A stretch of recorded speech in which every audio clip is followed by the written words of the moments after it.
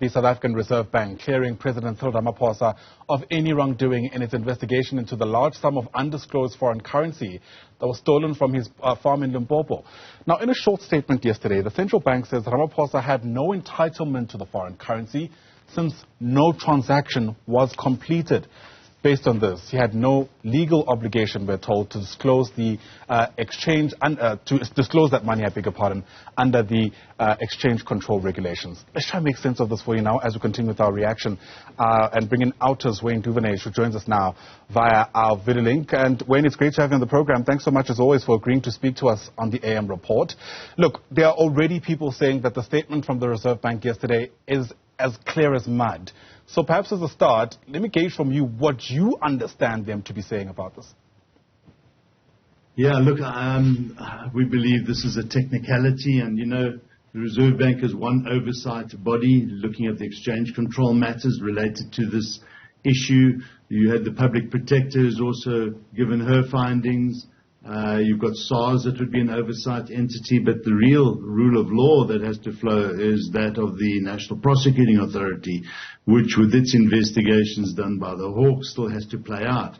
So it's going to be very interesting to see what they make of all of this. But looking at the SARS finding, you know, the fact that the matter hadn't been formally transacted, or as they say, perfected, means that there's nothing for them to really rule on. And, you know, that's really a technicality. The issue here is that there is a lot of money that was stolen from his house from a supposed transaction which hadn't been perfected or transacted in the sale of buffalo, and yet we find over $580,000 stolen, and something is amiss there. Yeah, absolutely.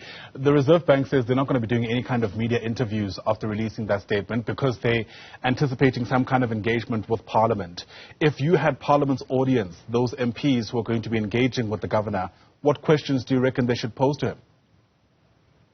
Well, you know, Parliament has already sidestepped this issue, you know, using the ANC majority in Parliament. If that wasn't the case, I think this would have played out a long time ago in Parliament with a lot of tough questions put to him. So I think, yes, you know, we need this to be played out in Parliament and properly so, and not to have the matter just swept aside because of an ANC majority. And I think those tough questions would be just explain to us, firstly, why is this money lying around, foreign currency, on your property? Yes, you might not have been there and done the transaction, but you're the owner. It's like a CEO of a business that does illegal trading cannot obfuscate or just say, well, I wasn't the person who handled the money. If you're the owner of the business, you still have to be held accountable and be answerable to the transactions that are taking place. Yeah. There's a caveat in that statement from the Reserve Bank. They say they came to this finding based on the facts available to them. In my mind, that's almost them trying to ensure there's some kind of safety net if, in fact, there are people, which seemingly is the case, who believe they didn't actually look in the right places. I mean, as far as you're concerned, does this mark the end of the Reserve Bank's involvement in this case, or do you reckon in some ways they should be sent back to the drawing board to at least redefine even the terms of their probe?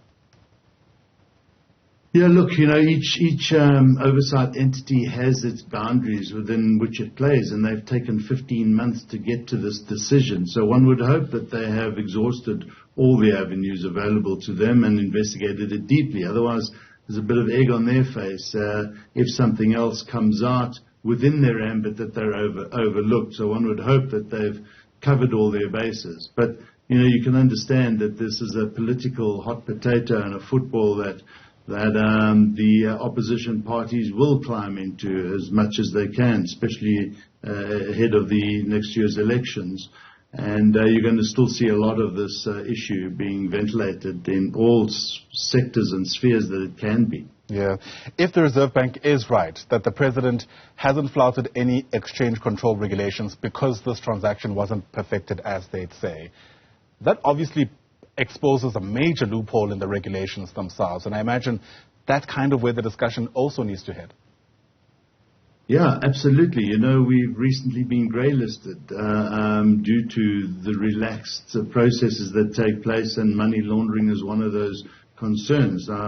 Now, when a president has that type of foreign currency lying around, this is the type of stuff that raises the eyebrows of the international monetary commissions and committees that give rise to these international laws and give rise to us being grey-listed. So, we still believe there's something to be answered to here, and we're not getting the answers. Yeah, and with that in mind, the optics matter, Wayne. I mean, the public protector cleared the president.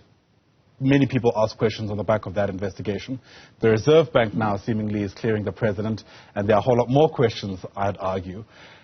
On the face of it, at least the president's critics might suggest to us that these institutions are being used to protect the number one citizen of this country. How worried are you about that, at least insofar as the optics are concerned? Yeah, exactly. What you're saying is quite right. You know, the trust deficit between the citizens, the public, and government is extremely wide. And it was made worse under the presidency of Jacob Zuma, where blatant flouting and abuse of these entities, such as the NPA under Sean Abrams and others, was so grossly obvious.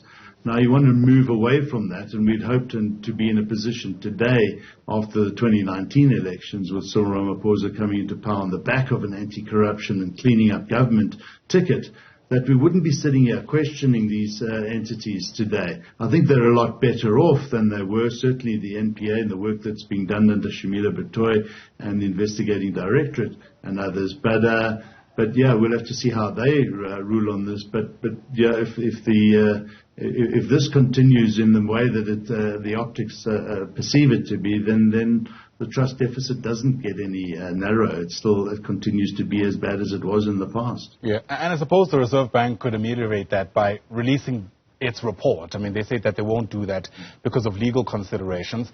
There are calls, nonetheless, that it's in the public interest, at the very least, that the full report be made public. Are those calls you support as OUTA?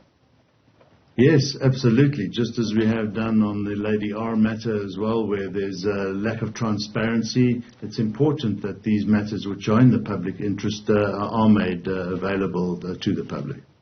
OUTA's Wayne Duvenhage, as always, thanks very much indeed for speaking to us. Really do appreciate your time on the AM Report.